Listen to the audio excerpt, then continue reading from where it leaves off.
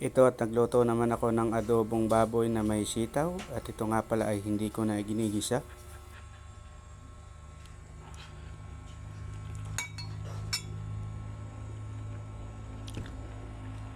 Ayos!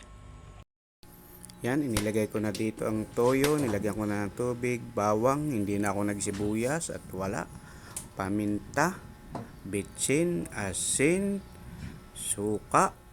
Naglagay din ako ng asukal at magic sarap. Ito at itinakta ko na din ang sitaw kahit hindi pa nakulo. Yan, hihintay-hintayin ko lang yan na may apoy na. Yan, kumukulo na ang ating niluluto at ating hahaluin. Diretsuhan na itong adobo nito. Hindi na natin kailangan mag-gisa. Hindi na natin kailangan ng kung ano-ano pa. Sabay-sabay na.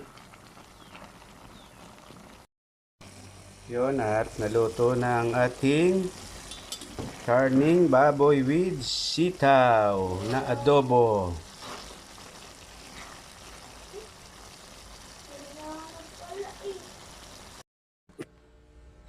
Yan, luto na. At sasampulan na natin sa kanin. Sarap dito. Yan, kain po tayo. At tayo mananghalian na.